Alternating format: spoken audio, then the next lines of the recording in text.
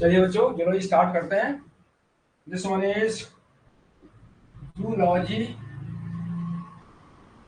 यहाँ पर blood composition वाला चैप्टर तक पहुंच गए थे बच्चों हम। अब एक है यहाँ पर next chapter, this one is possible blood group of children. Here is possible blood group of children. Blood group of children disputed case में है, ये ही जेनेटिक्स लगती है।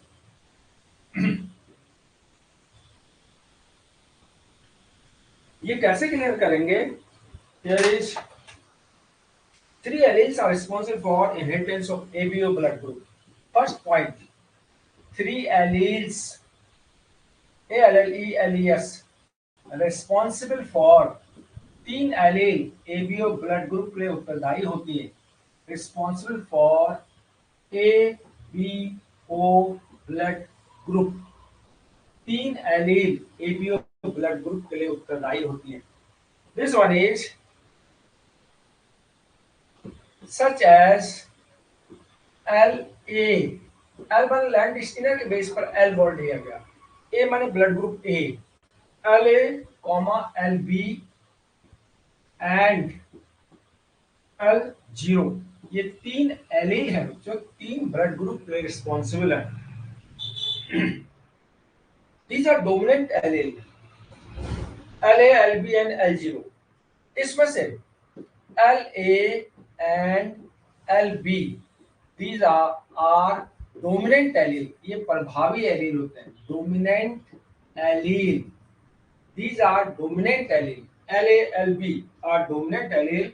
L0 are recessive allele, comma L0 recessive, recessive allele, ये recessive allele होता है। LA, LB dominant allele, L0 recessive allele. LA, LB and L0 occur in same locus. Fourth point, LA, LB and L0 present in same locus, एक ही locus में उपस्थित होते हैं। Same locus, इसलिए बच्चों सेम लोकस में तीन अलग अलग टाइप के एलील होते हैं। This one is called multiple allele. So called इसलिए इसे कहा जाता है मल्टीपल एलील। बेस्ट एग्जांपल है बच्चों मल्टीपल एलील का, कोई एग्जांपल पूछे तो आपको बता देना है ABO blood group. This one is example of multiple allele. अब बच्चों कौन सा ब्लड ग्रुप में किस टाइप से रिस्पॉन्सिबल होते हैं, जैसे यहां पर आ गया ब्लड ग्रुप और सेकेंड आ गया एलील, ये एलील है इसके। अब ब्लड ग्रुप ओ, इसके कौन से एलील होंगे बच्चों? इसका एक ही एलील होता है L0 L0। ब्लड ग्रुप ए, इसके दो एलील होते हैं LA, this one is LA, एक एलील ये हो गया LA, फिर दूसरा होता है L0, दो एलील हो गए।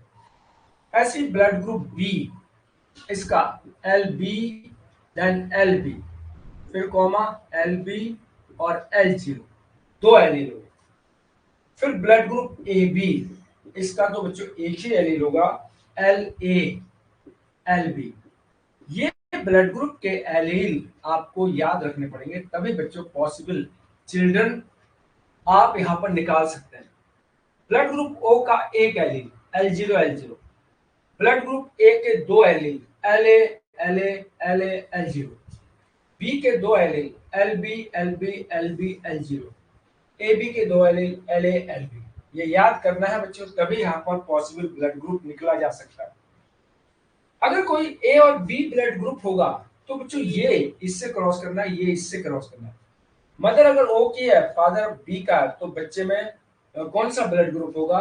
तो बच्चों एल, इसको इससे क्रॉस कराना है, एक बार इससे एक बार इससे। अगर दोनों parents A B blood group के तो उनको आपस में क्रॉस कराना है।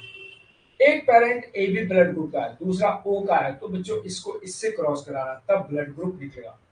अब नेक्स्ट केस में, एक केस में आपको समझाता हूं। If father, this one is father is A blood group, father A blood group के हैं, and mother, this one is mother B blood group, B blood group. अब बच्चों चिल्ड्रन में हमें ब्लड ग्रुप निकालना है, चाइल्ड में। अब यहां पर आ गया possibility of blood group in children. बच्चे में क्या संभावना होगी अगर फादर का ए ब्लड ग्रुप है, मदर का बी ब्लड ग्रुप है, तो बच्चों में ब्लड ग्रुप की संभावना क्या होगी। अब बच्चों ए ब्लड ग्रुप का जीनोटाइप हम निकालेंगे। आपको क्लियर होना चाहिए कि ए का LA कॉमा LA L0 होगा। ऐसे बी ब्लड ग्रुप का LB और LB कॉमा LB L0, ये ब्लड ग्रुप एलील निकाल दिया हमने। अब इन एलील को क्रॉस कराना है बच्चों। अब सपोज हमने यहां पर लिख दिया फादर और क्रॉस हियर इज मदर। अब एक एक एलील लेना, पहले ये वाला एलील लिया, ये एलील लिया LA फादर का, और मदर का ले लिया LB। अब बच्चों फर्स्ट को थर्ड से LA फर्स्ट को लास्ट से सेम LA सेकंड को थर्ड से LA सेकंड को लास्ट से LA। तो बच्चों यहां पर LA मतलब बच्चे का ब्लड ग्रुप होगा AB। यहां पर सब AB ब्लड ग्रुप। अब दूसरे जीनोटाइप से LA फिर LB L0, इसका यहां पर जीनोटाइप ले लिया। अब हमने ले लिया फादर का पहला जीनोटाइप LA अब यहां पर ले लिया मदर का सपोज हमने ये ले लिया LB L0, दूसरा जीनोटाइप। पहला ये इससे लिया, अब ये इससे लिया। फर्स्ट का थर्ड से LA फर्स्ट का लास्ट से LA पहला इससे कराया, दूसरा इससे कराया, तीसरा LA और फिर लास्ट वाला LA यहां पर AB निकल गया, ऐसे जो पहले निकला था ए ब्लड ग्रुप निकल गया, AB है ही, ए निकल गया। अब यहां तक निकल गया, बच्चे के चाइल्ड के ब्लड ग्रुप निकल गए बच्चों। यहां पर AB निकल गया, फिर निकला सेकेंड AB आ गया, फिर ए ब्लड ग्रुप आ गया, इससे ए ब्लड ग्रुप आया, इससे AB, इससे ए। यहां पर दो संभावना हो गई। अब फादर का सेकंड वाला था और मदर का भी सेकंड वाला एक और क्रॉस कराते हैं, फादर का सेकंड वाला, मदर का सेकंड वाला। अब यहां पर हमने लिख दिया father, this one is into mother.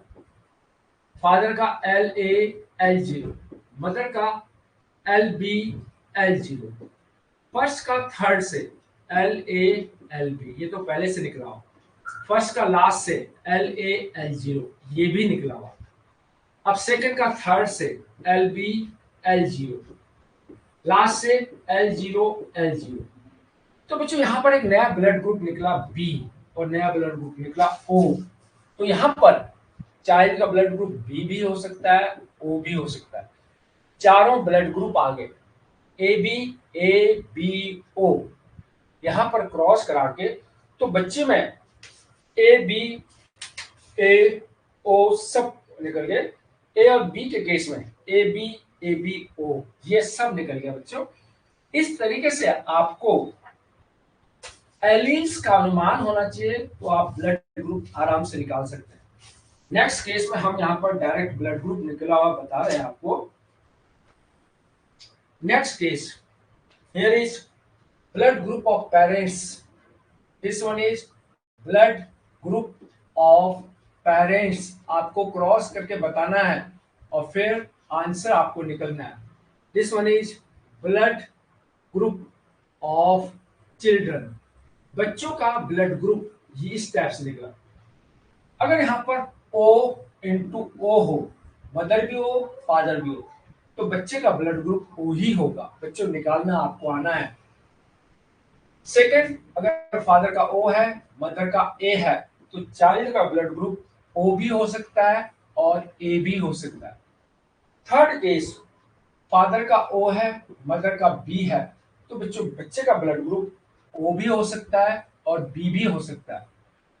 फिर उसके बाद फादर का ओ, मदर का ए बी, तो यहां पर ए और बी ब्लड ग्रुप हो सकता है। कोई एक एग्जांपल फिर बताऊंगा मैं आपको। अगर फादर का भी ए है और मदर का भी ए, तो यहाँ पर बच्चे का ए हो सकता है और ओ हो सकता है। अगला, फादर का ए, मदर का बी, अभी हमने पीछे निकाला, इसमें चारों ब्लड ग्रुप हो सकते हैं, A comma B comma A B comma O. फिर उसके बाद फादर का ए, मदर का ए बी, फादर का ए, मदर का ए बी, इसमें भी चारों हो सकते हैं, A comma B comma A B. फिर उसके बाद अगर फादर का भी बी हो और मदर का भी बी हो, तो यहाँ पर ब्लड ग्रुप हो सकता है बी कॉमा ओ। फिर उसके बाद फादर का बी, मदर का ए बी, बी और ए बी, इसमें भी चारों हो सकते हैं, A comma B comma A B. फिर उसके बाद अगर फादर का भी ए बी हो, मदर का भी ए बी, तो बच्चों ब्लड ग्रुप यहाँ पर होंगे, चारों हो सकते हैं, A comma B comma A B. इस टाइप से ये पॉसिबल संभावना यहाँ पर बनी है, तो ये क्लियर करनी चाहिए आपको। सपोज एक एग्जांपल हम और बताते हैं बी बी का। फादर का blood group here is B into mother का ब्लड ग्रुप बी। फादर के दो जीनोटाइप है, फादर के जो genotype L B, L B, फिर L A, sorry L B और एल जीरो।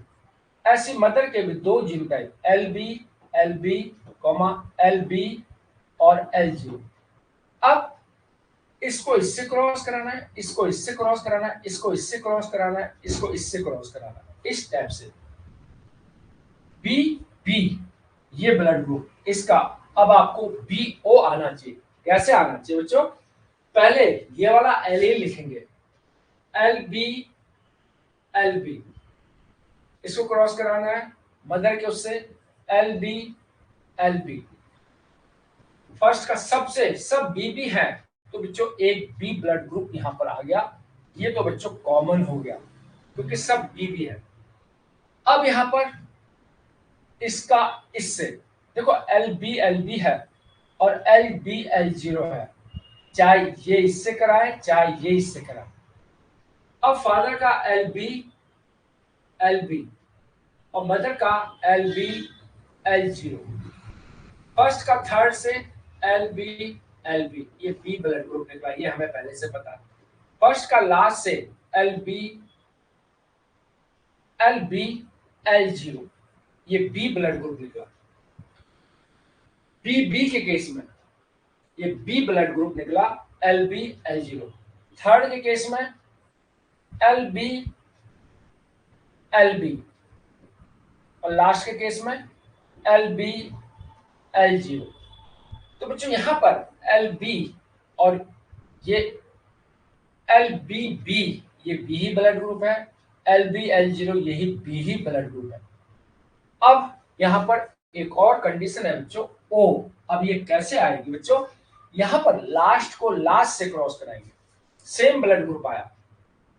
अब एक ही कॉम्बिनेशन रह गया, L B L zero, L B L zero, first का थर्ड से एल बी, फर्स्ट का लास्ट से L B L zero, second का लास्ट से एल जीरो। ये देखिए नया ब्लड ग्रुप आया। तो बच्चों एल बी सब है, एल जीरो यहाँ पर आ गया, तो बी और ओ ब्लड ग्रुप यहाँ पर आया। इस तरीके से आपको ये कैलकुलेट करके निकालना है possible blood group of children. तो बच्चों यहां पर ये हो गया। अब नेक्स्ट है बच्चों यहां पर, this one is R H factor.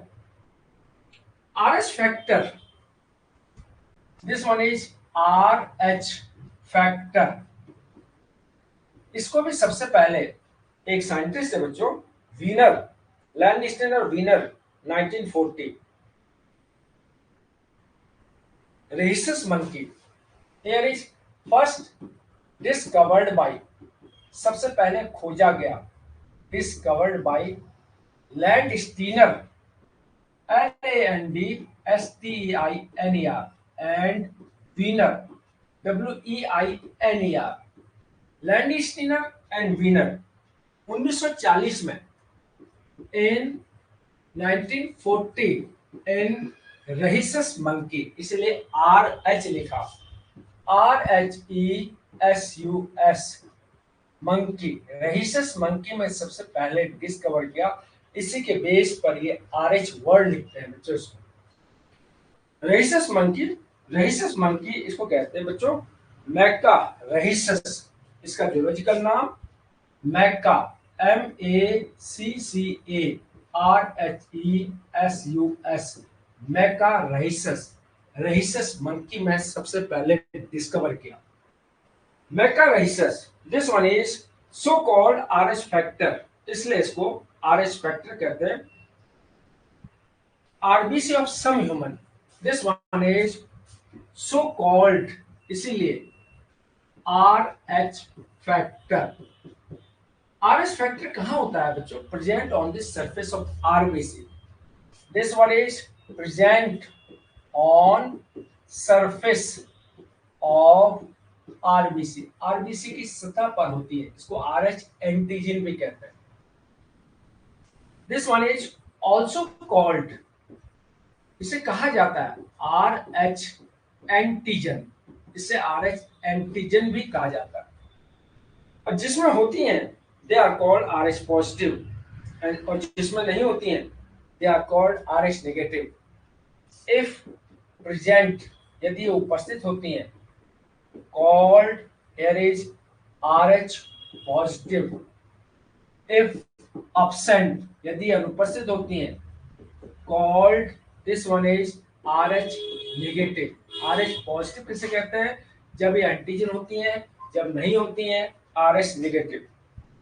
अब इंडिया में, in case of India, this one is RH positive 97% होती है, here is 97%, और RH negative this one is only 3%। ये इंडिया के केस में 97% पॉपुलेशन RH पॉजिटिव होती है, ओनली 3% RH नेगेटिव। और पूरे विश्व में देखें तो बच्चों RH नेगेटिव ज्यादा है, this one is RH positive 80%, world में 80%, और RH negative this one is 20%। ये है बच्चों RH फैक्टर रहीसस मंकी के बेस पर, रहीसस मैका रहीसस के बेस पर, लैंडस्टीनर एंड वीनर 1940, 1900 में लैंडस्टीनर ने ABO ब्लड ग्रुप डिस्कवर किया, लेकिन 40 साल बाद लैंडस्टीनर और वीनर ने RH फैक्टर प्रस्तुत किया। RH फैक्टर सिंपली एंटीजन होती है जो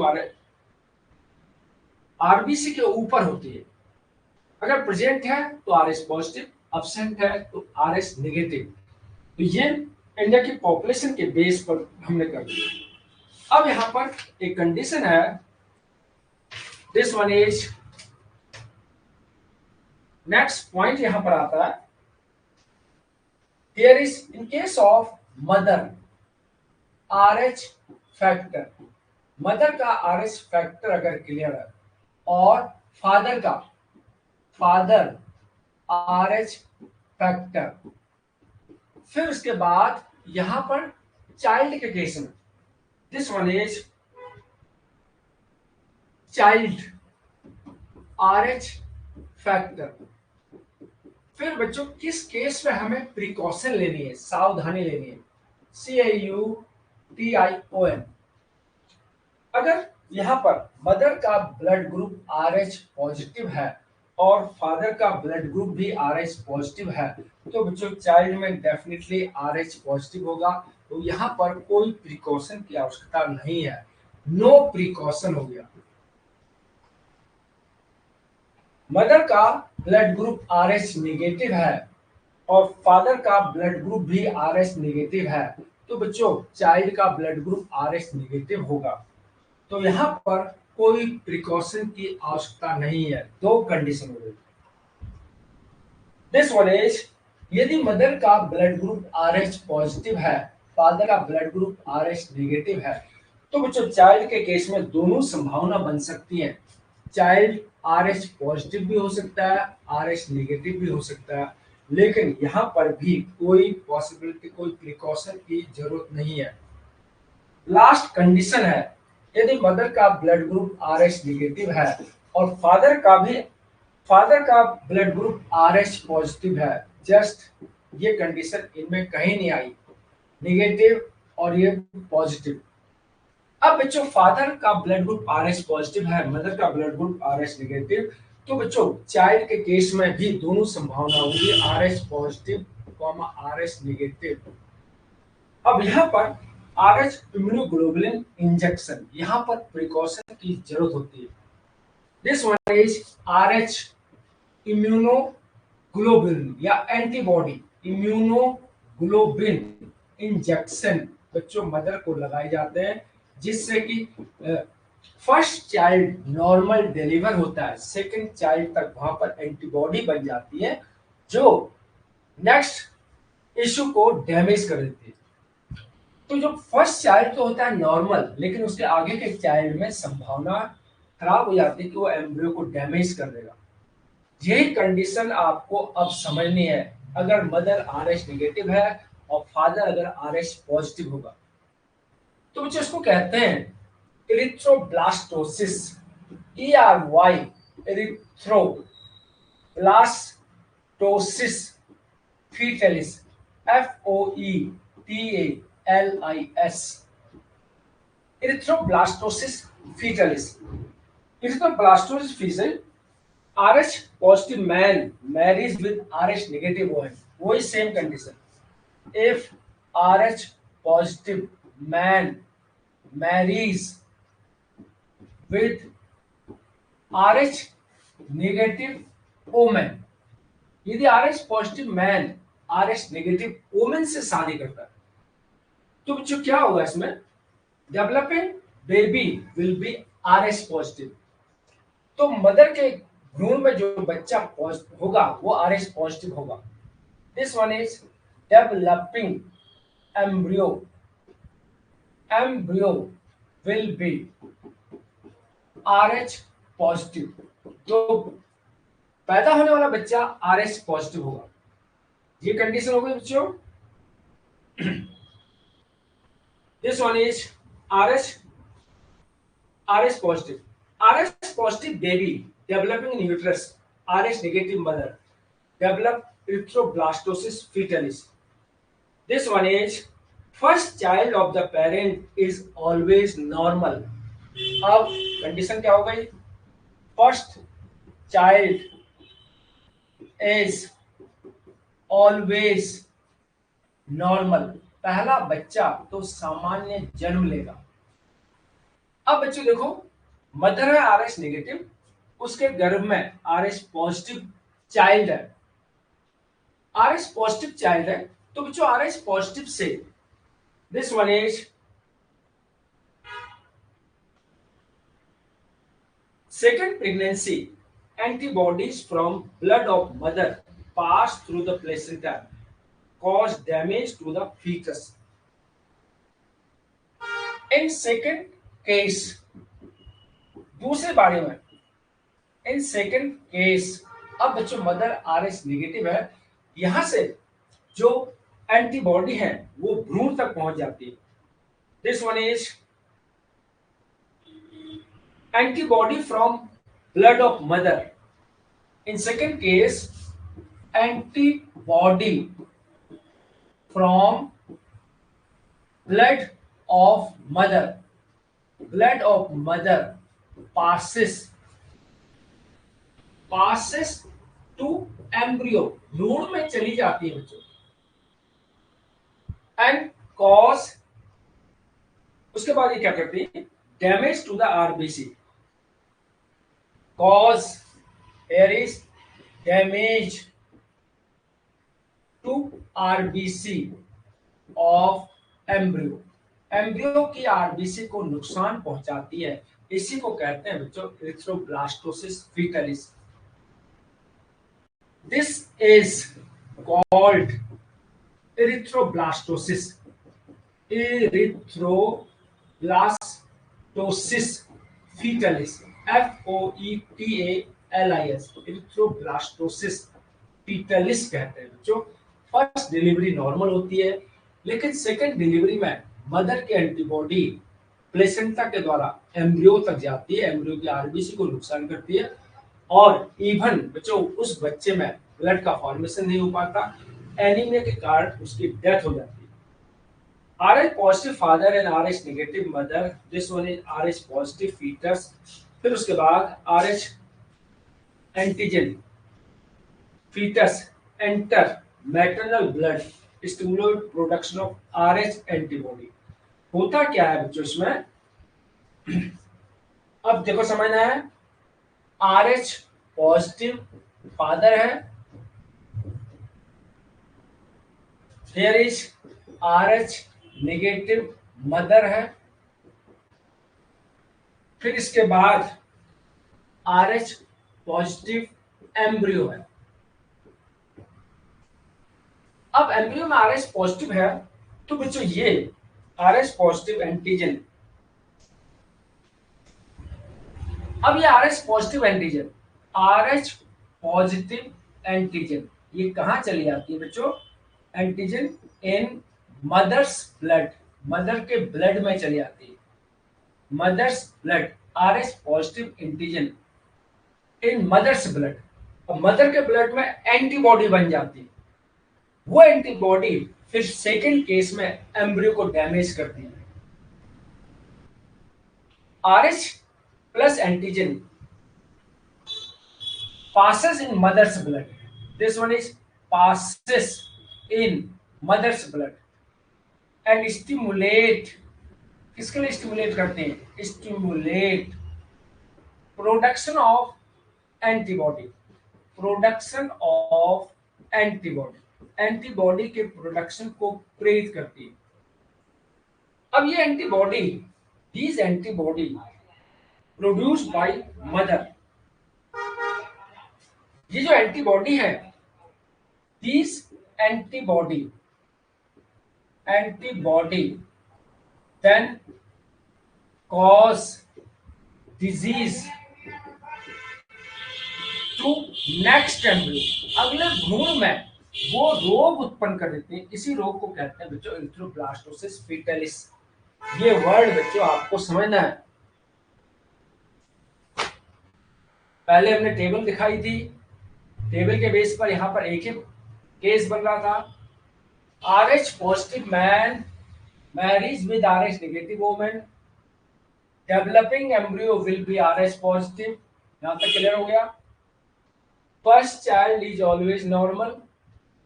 इन second case antibody from blood of mother, ये देखो antibody from blood of mother passes to embryo, भ्रूण में पहुंच जाते हैं, and cause damage to RBC of embryo. This is called erythroblastosis fetalis. अब मदर के ब्लड से एंटीबॉडी अगले एम्ब्रियो में चली जाती है। ये कैसे एंटीबॉडी डेवलप हुई, क्योंकि बच्चों पहले केस में जो भ्रूण में ये जो बच्चा था RH एम्ब्रियो, इसका ब्लड बच्चों मदर के ब्लड में जाता है। पहले RH पॉजिटिव एम्ब्रियो, देखो RH positive antigen passes in mother's blood, RH positive antigen mother के ब्लड में चली जाती है और फिर क्या करती हैं, and stimulate production of antibody, antibody का प्रोडक्शन करती है। और पहला चाइल्ड तो नॉर्मल डिलीवर हो जाता है, लेकिन सेकंड केस में ये एंटीबॉडी बच्चों फिर प्लेसेंटा के द्वारा दूसरे एम्ब्रियो को डैमेज करती है। These antibody then cause disease to next embryo, अगले एम्ब्रियो को नुकसान पहुंचाती हैं, और इस डिजीज को कहते हैं एरिथ्रोब्लास्टोसिस फीटलिस। एरिथ्रोब्लास्टोसिस फीटलिस कब होती है बच्चों, जब RH positive man marriage with RH negative woman. India में RH पॉजिटिव 97%, 3% RH नेगेटिव। तो बच्चों ये कंडीशन आपको ध्यान रखनी है। इसके लिए this one is to destroy RH antibody. अब मदर के ब्लड में ये एंटीबॉडी अगर बन गई, इसको नष्ट करने के लिए कुछ दवाइयां अब मिलती हैं। अब तो बच्चों ट्रीटमेंट बहुत इजी है। अगर फीमेल को पता है मैं आरएच नेगेटिव है, अगर मेल को पता है आरएच पॉजिटिव, तो बच्चों ये एंटीबॉडी बनने से पहले ही इसको मारा जाता है। This one is to destroy R H antibody. R H antibody को नष्ट करने के लिए DESTROY R H antibody, R H antibody को नष्ट करने के लिए R H antibody, this one is medicines are used, दवाइयों का उपयोग किया जाता है। मेडिसिन्स आर यूज्ड, कौन कौन सी दवाई हैं बच्चों? This one is first anti D rhagon rholin, this one is anti D RHAGON rhagon, फिर RHOGM RHO rhogam, RHOGAM rhogam, और लास्ट है this one is RHOLIN RHOLIN रोलिन।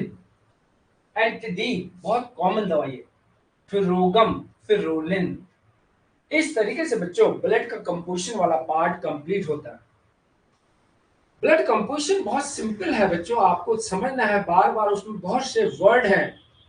सबसे बड़ी ब्लड सेल कौन सी है, सबसे छोटी कौन सी, सबसे ज्यादा संख्या में कौन सी, सबसे ज्यादा लाइफ स्पान किसका, 120 दिन बाद हीमोग्लोबिन से क्या बनता है, ब्लड बैंक ऑफ बॉडी किसे कहते हैं, और ये graveyard of the blood body किसे कहते हैं। ये सारे वर्ड बच्चों यहाँ पर आपको क्लियर करने हैं।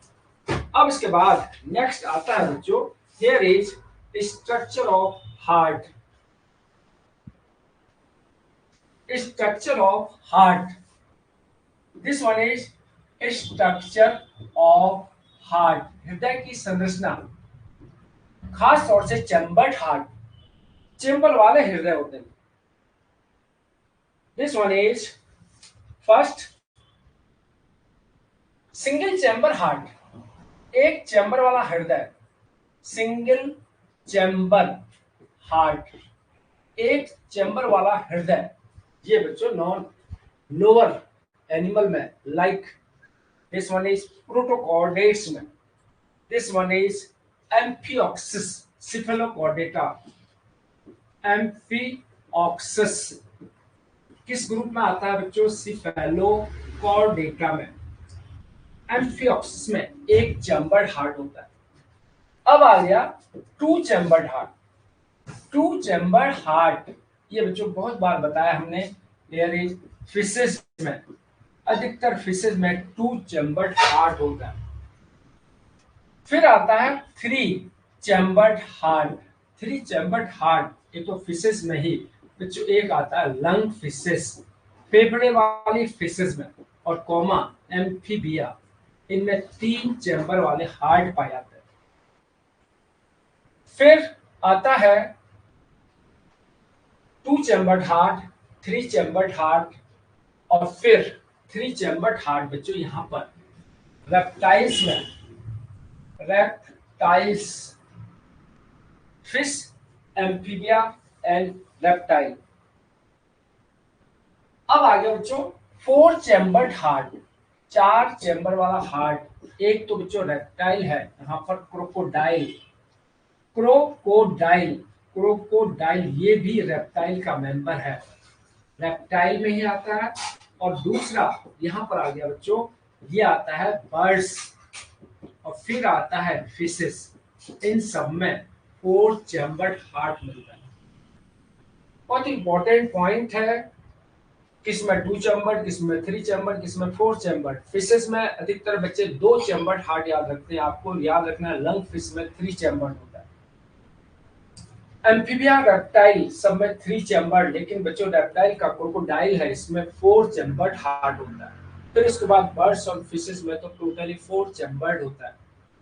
यहाँ पर डबल सर्कुलेशन होता है, इसलिए इनके बॉडी का तापमान फिक्स रहता है। तो जो यहाँ पर this one is of structure of mammalian heart, स्तनधारी के हार्ट की संरचना। हमारा हार्ट किस टाइप से? स्ट्रक्चर ऑफ मैमेलिन हार्ट, स्तनधारी का हार्ट, मैमेलियन हार्ट। स्तनधारी का हार्ट का स्ट्रक्चर बच्चों आपको समझना है। एक बार आपको जल्दी से इसका डायग्राम भी रटना है। 4 चैम्बर्ड हार्ट यहां पर इस टाइप से, ये यहां पर नीचे जाने के लिए रास्ता, यहां पर से ब्लड आने के लिए, फिर यहां पर से बॉडी का ब्लड इसमें जाता है, ऐसी वेंट्रिकल हो गया, यहां पर ब्लड जाने के लिए, यहां पर बॉडी में ब्लड जाने के लिए रास्ता, ये हो गया। यहां पर से ब्लड जा रहा है बॉडी में, बॉडी से ब्लड आ रहा है वापस यहां पर,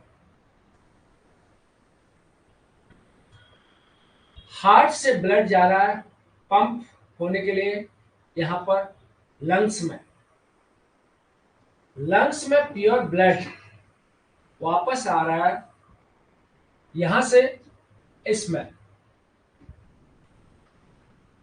ये स्ट्रक्चर अपने हार्ट के ऊपर लेके चलना। मेरा राइट साइड ये है, तो बच्चों right auricle, right ventricle, left auricle, left ventricle. ये बच्चों इस तरीके से आपको समझना है। मेरा राइट साइड ये है, तो मेरे राइट साइड के अनुसार राइट ऑरिकल ये होगा, दाहिना अलिंद, दाहिना निलय, बाया अलिंद, बाया निलय। हार्ट से शुद्ध रक्त, शुद्ध को हमने येलो कलर से डिनोट किया है, ये चला जाता है बॉडी में। प्योर ब्लड को रिप्रेजेंट कर रहा है येलो कलर, प्योर ब्लड यहां से आ रहा है, हार्ट से लंग से आ रहा है, ये प्योर ब्लड है। बॉडी से अशुद्ध ब्लड चला जाता है राइट ऑरिकल में, अशुद्ध ब्लड राइट वेंट्रिकल में, अशुद्ध ब्लड राइट वेंट्रिकल से शुद्धिकरण के लंग्स में। ये सर्कुलेशन आपको ध्यान रखना है। अब फर्स्ट लेबलिंग इसको कहते हैं बच्चों पल्मोनरी वेन। एकमात्र वेन है, एकमात्र धमनी है, सिरा है जो शुद्ध ब्लड लाती है, इसको कहते हैं पल्मोनरी वेन। सारी वेन, सारी सिराएं अशुद्ध रक्त ले जाती है, केवल पल्मोनरी सिरा शुद्ध रक्त ले जाती है। पल्मोनरी वेन हमने कर दिया। अब ये है pulmonary artery, this one is pulmonary artery. सारी सिरा धमनियां शुद्ध रक्त ले जाती है, लेकिन पल्मोनरी धमनी अशुद्ध रक्त ले आ रही है राइट वेंट्रिकल से लंग्स में। पल्मोनरी आर्टरी डीऑक्सीजनेटेड अशुद्ध रक्त ले आती है और वो शुद्ध रक्त ले आती है। ये हो गया बच्चों एओर्टा, महाधमनी, जो हार्ट से ब्लड को बॉडी में ले आती है, और बॉडी से राइट ऑरिकल में ये होते हैं बच्चों वीना केवा, सुपीरियर वीना केवा, इंफीरियर वीना केवा। सुपीरियर वीना केवा और इंफीरियर वीना केवा, दिस वन इज वीना केवा। वीना केवा दो टाइप की होती है, एक सुपीरियर होती है, एक इंफीरियर। सुपीरियर शरीर के आगे की तरफ से ब्लड को ले आती है, इंफीरियर शरीर से पीछे की तरफ को ले आती है। आधे पार्ट का ब्लड सुपीरियर वीना केवा, वो ये क्योंकि बॉडी है, बॉडी के आधे भाग का ब्लड सुपीरियर वीना केवा यहां लाती है, और शरीर के नीचे वाले भाग का ब्लड इंफीरियर वीना केवा। तो वीना केवा दो होती है, एक हो गया सुपीरियर और एक हो गया इंफीरियर। ये दो वीना केवा होती है। सुपीरियर वीना केवा शरीर के अगले हिस्से का रुधिर बॉडी से राइट ऑरिकल में आती है। इंफीरियर वीना केवा शरीर के पिछले भाग का रुधिर राइट ऑरिकल में ले आती है। अब बच्चों यहां पर दो टाइप के वाल्व होते हैं, this one is mitral valve, bicuspid valve. यहां पर ये बाइकुस्पिड वॉल्व है, दिस वन इज, ये जो वॉल्व है इसको कहते हैं bicuspid valve, this one is. ये हो गया बाइकस्पिड, CUSPID वाल्व, और इधर की तरफ जो वाल्व होते हैं इसको कहते हैं tricuspid. This one is try CUSPID, tricuspid valve, bicuspid and tricuspid। फिर उसके बाद bicuspid and tricuspid। अब यहां पर नीचे की तरफ भी वाल्व होते हैं, इसको कहते हैं, this one is second valve का नाम सेमी ल्यूनर वाल्व। ये दोनों वाल्व, ये और ये, इसको कहा जाता है semi lunar valve, semi LUNAR, semi lunar valve. Bicuspid दो दो फ्लैप होते हैं, क्योंकि ब्लड को यही वेंट्रिकल पूरी बॉडी में ब्लड भेजता है, इसलिए यहाँ पर केवल दो होंठ वाला बाल होता है, बाइकस्पिड कहते हैं। एक होंठ ये, एक यहाँ ज्यादा दूर तक ब्लड पंप करने की जरूरत नहीं होती, केवल लंग्स तक भेजना है तो यहाँ पर 3 लिप वाला वाल्व होता है, इस टाइप से। उधर 2 लिप वाला। बाइकस्पिड को एक नाम और दिया गया, इसको कहते हैं बच्चों mitral valve. Bicuspid also known as TTRL, mitral valve कहते हैं। और ये bicuspid valve, semilunar valve, ये एओर्टा, ये वीना केवा, सुपीरियर वीना केवा, इंफीरियर वीना केवा, और ये पल्मोनरी आर्टरी, ये पल्मोनरी वेन, ये लंग्स हो गया। तो बच्चों इस तरीके से ये चैम्बर्ड हार्ट का स्ट्रक्चर आपको समझना है। चैम्बर्ड हार्ट, वैसे तो चैम्बर हमने बता दिया, 2 चैम्बर किसमें थे, 3 चैम्बर किसमें, 4 चैम्बर किसमें। अब बच्चों यहाँ पर मैमल्स के हार्ट के चैम्बर यहाँ पर ध्यान रखने हैं। अब बच्चों एक सर्कुलेशन है जहां पर हमारा लंग्स इन्वॉल्व होता है, इसको कहते हैं पल्मोनरी सर्कुलेशन। हमारे बॉडी में 2 टाइप के सर्कुलेशन होते हैं। एक होता है बच्चों पल्मोनरी सर्कुलेशन, फुफ्फुसीय परिसंचरण सर्कुलेशन। पल्मोनरी सर्कुलेशन कहां से शुरू होता है बच्चों, जहां पर इसमें लंग्स इन्वॉल्व होता है, वो यहां से शुरू होता है। कहां से? राइट वेंट्रिकल, राइट वेंट्रिकल से ये शुरू हो गया, दिस वन इज लंग्स तक, राइट वेंट्रिकल टू लंग्स, ये हो गया पल्मोनरी सर्कुलेशन। फिर लंग्स के बाद लेफ्ट ऑरिकल, फिर then here is left auricle, lungs के right ventricle to left auricle, ये इसको कहते हैं पल्मोनरी सर्कुलेशन।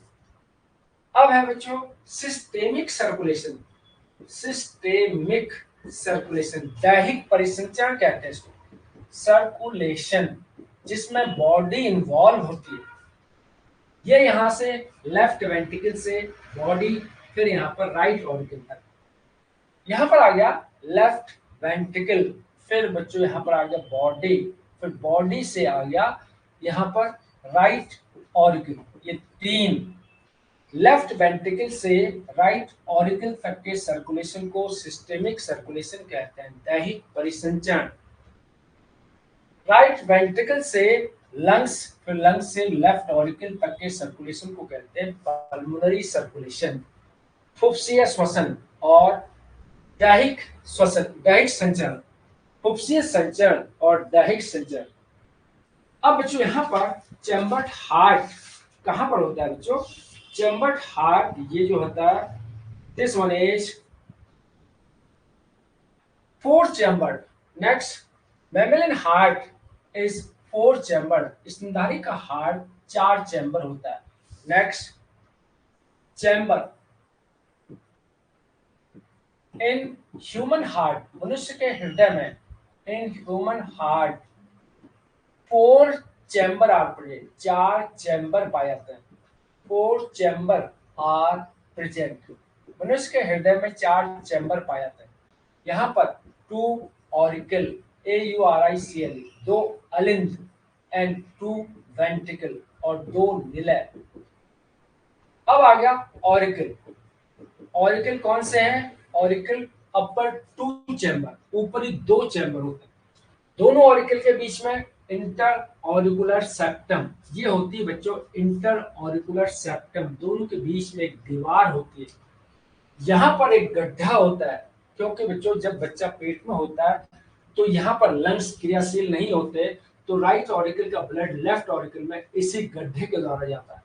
लेकिन जैसे ही चाइल्ड बर्थ हो जाता है तुरंत उसके लंग्स एक्टिवेट हो जाते हैं, तो बच्चों ये गड्ढा बंद हो जाता है।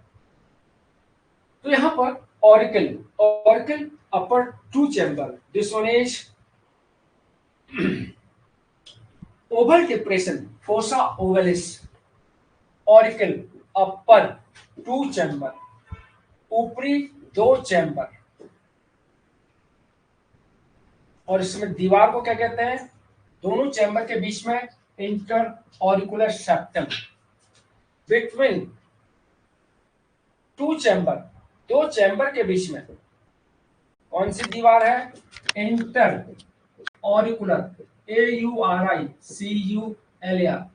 Inter auricular septum, inter auricular septum होता है। अब इस सेप्टम में बच्चों एक गड्ढा होता है, this one is, there is, वहां पर ओवल डिप्रेशन, DEPRESSION, वहां पर एक गोलाकार गड्ढा होता है। इस गड्ढे को कहते हैं बच्चों fossa ovalis, this one is fossa, FOSSA, fossa OVALIS, fossa ovalis. इन दोनों चैम्बर के बीच में यहाँ पर एक गड्ढा होता है, इसको कहते हैं बच्चों फोसा ओवलिस। ये फोसा ओवलिस क्या होता है, ये सिंपली एक अवशेष है, vestige of an oval aperture foramen ovale, this one is vestige, vestige माने अवशेषी, वेस्टिज ऑफ अपर्चर, छिद्र है एक, aperture, this one is called, छिद्र का नाम foramen ovale, FORAMEN, foramen, OVALE, foramen ovale कहते हैं। यहाँ पर एम्ब्रियो जब बच्चा पेट के अंदर होता है तो एक छिद्र होता है जिससे राइट ऑरिकल का ब्लड लेफ्ट ऑरिकल में जाता है, उस छिद्र को कहते हैं फोरामेन ओवल। और जैसे ही चाइल्ड बर्थ होता है तो तुरंत छिद्र बन कर हो जाता है, लेकिन छोटा सा गड्ढा बन जाता है, उसको कहते हैं fossa ovalis. Fossa ovalis oval depression present in between inter auricular septum, दोनों सेप्टम के बीच की दीवार को इंटर ऑरिकुलर सेप्टम कहते हैं, दोनों वेंट्रिकल के बीच की दीवार को इंटर वेंट्रिकुलर सेप्टम, इसको इंटर ऑरिकुलर सेप्टम, दो सेप्टम हो गए। अब यहाँ पर Vestige of aperture foramen Oval, अब ये याद करने के लिए यहाँ पर लिखना पड़ेगा, इन एम्ब्रियो, भ्रूण में, इन एम्ब्रियो ब्लड पासेस, कहां से कहां जाता है, blood passes from, this one is right auricle, right auricle to left auricle, भ्रूण में रुधिर राइट ऑरिकल से लेफ्ट ऑरिकल में जाता था बच्चों, क्योंकि उसमें लंग्स क्रियाशील नहीं थे, इसलिए बच्चों ब्लड यहां से यहां जाता था। तभी तो बच्चों ब्लू बेबी कहते हैं, हार्ट में छिद्र है, अरे हार्ट में तो छिद्र सबके होता है, लेकिन जैसे ही चाइल्ड बर्थ होता है तुरंत छिद्र बंद हो जाता है, लेकिन किसी किसी 100 में 1-2% बच्चों में वो छिद्र कंप्लीट बंद नहीं हो पाता, हालांकि लंग्स एक्टिवेट हो जाते हैं, तो ब्लड यहाँ से भी जाता है और थोड़ा ब्लड यहाँ से भी चला जाता है, क्योंकि यहाँ से बॉडी का अशुद्ध ब्लड आ रहा है, तो बच्चों अशुद्ध ब्लड यहाँ पर शुद्ध ब्लड में मिल जाता है, क्योंकि लंग से शुद्ध ब्लड आ रहा है, तो यहाँ पर अशुद्ध ब्लड चला जाता है। जब अशुद्ध ब्लड चला जाएगा तो बच्चों उस बच्चे की ऑक्सीजन कैरिंग कैपेसिटी कम हो जाती है, थोड़ा उसको थोड़ा तेज चलेगा तो सांस फूलने लगता है, लेकिन एज जैसे जैसे ग्रो करता है धीरे धीरे अपर्चर कंप्लीट बंद हो जाता है। लेकिन बाय द वे कुछ टाइम तक बंद ना हो तो बच्चों फिर बोल देते हैं कि उसके हार्ट में छिद्र है। छिद्र तो सबके होता है बच्चों, लेकिन चाइल्ड बर्थ के तुरंत बाद वो छिद्र बंद हो जाता है, और किसी की बहुत लेट उम्र तक अगर बंद ना हो तो बच्चों को केवल ऑपरेशन के द्वारा ही बंद होता है, तब तक ऑक्सीजन कैरिंग कैपेसिटी कम हो जाती है, उसके होंठ या गाल थोड़ा काले हो जाते हैं, नीले पड़ जाते हैं, क्योंकि उसमें बॉडी के रिक्वायरमेंट के अनुसार ऑक्सीजन सप्लाई नहीं हो पाती। एक तरफ से तो हो रही है बच्चों, देखो शुद्ध ब्लड आ रहा है, लेकिन यहाँ से बच्चों अशुद्ध ब्लड यहाँ भी चला जाता है, क्योंकि बॉडी से अशुद्ध ब्लड यहाँ आ रहा है, यहाँ से यहाँ चला जाता है, तो यहाँ से जब बॉडी में ब्लड जा रहा है तो कुछ शुद्ध ब्लड है कुछ अशुद्ध ब्लड जा रहा है, इसलिए उसका थोड़ा सा चढ़ता है तो सांस फूल जाता है, भाग नहीं पाता है, उसके होंठ वगैरह नीले हो जाते हैं, ब्लू बेबी कहते हैं उसको। तो बच्चों दो वर्ड आपको समझने हैं, फोसा ओवेलिस तो ओवल डिप्रेशन है, और जो अपर्चर है फोरामेन ओवैल कहा जाता है उसको। फोरामेन ओवैल अपर्चर का नाम, और फोसा ओवेलिस, फोसा ओवेलिस ये डिप्रेशन का नाम, अपर्चर का नाम फोरामेन ओवैल। अब राइट ऑरिकल ये ब्लड रिसीव करता है बच्चों। This one is right auricle receive blood from body by three vena cava. अब यहां पर ब्लड को रिसीव करने के लिए राइट ऑरिकल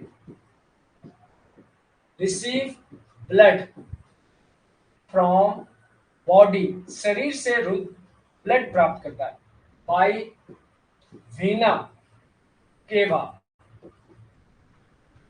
वीना केवा this one is three types, तीन प्रकार की होती है।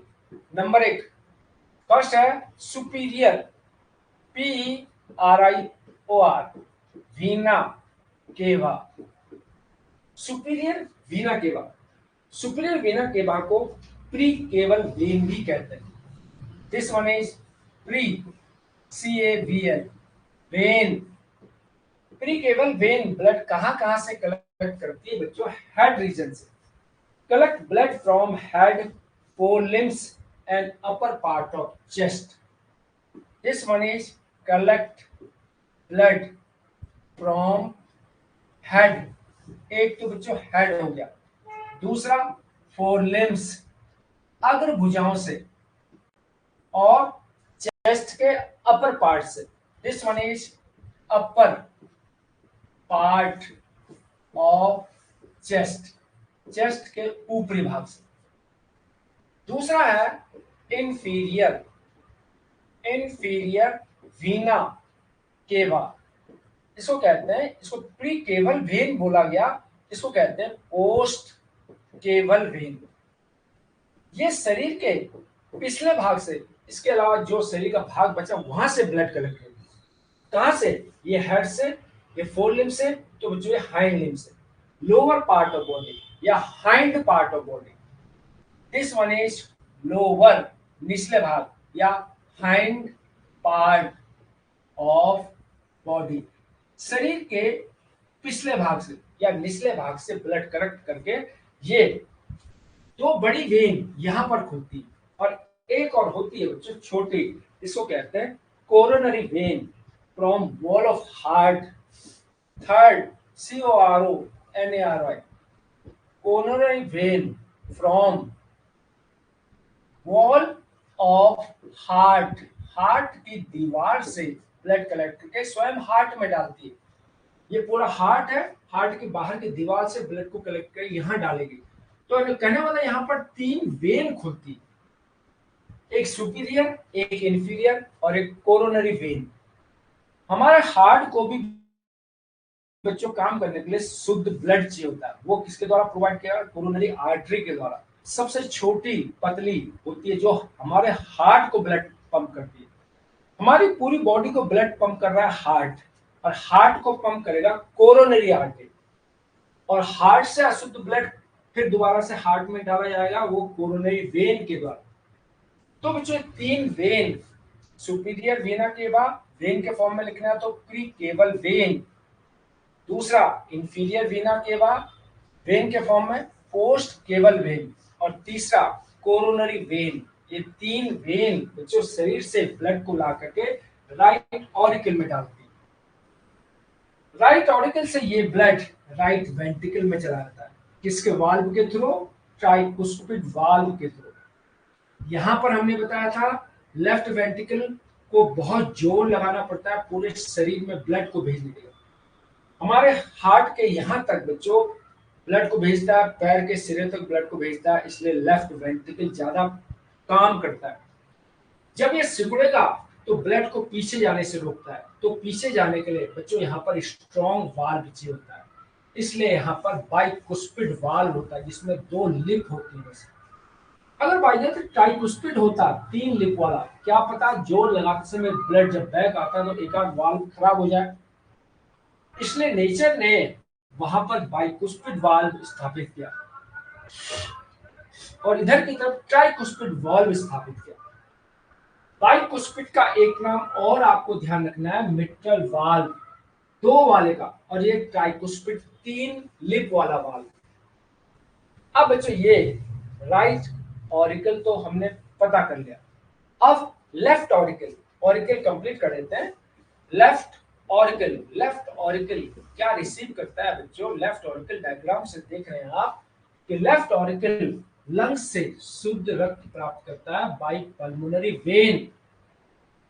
एकमात्र वेन है, सिरा है जो शुद्ध ब्लड ले जाती है, बाकी सारी सिराएं अशुद्ध ब्लड ले जाती है। सिराएं धमनी आपने बचपन से पढ़ा होगा, धमनियां शुद्ध ब्लड ले जाती है, सिराएं अशुद्ध ब्लड ले जाती है। लेकिन पल्मोनरी सिरा शुद्ध ब्लड ले जाती है। लेफ्ट ऑरिकल यहां पर आएगा रिसीव, क्या प्राप्त करता है? प्योर ब्लड, शुद्ध blood, pure blood from lungs, फेफड़ों से शुद्ध रक्त प्राप्त करता है। बाई, किसके द्वारा बच्चों? ये वर्ड याद रखना है, pulmonary vein. This one is pulmonary vein, और एकमात्र वेन है जो शुद्ध ब्लड ले जा रही है, बाकी सारी वेन अशुद्ध ब्लड ले जाती है। ब्रैकेट में लिखना है ओनली वेन, केवल एकमात्र वेन, विच कैरी, जो ले जाती है, which carry, CARRY, pure blood, शुद्ध ब्लड को ले जाती है। ये हो गया कैरी प्योर ब्लड, क्लियर हो गया? तो बच्चों राइट ऑरिकल रिसीव कर रहा है, लेफ्ट ऑरिकल ये रिसीव कर रहा है। ऑरिकल हमने बता दिया। अब बच्चों वेंट्रिकल ये कल बताते हैं, आज इतना ही करते हैं बच्चों। चलिए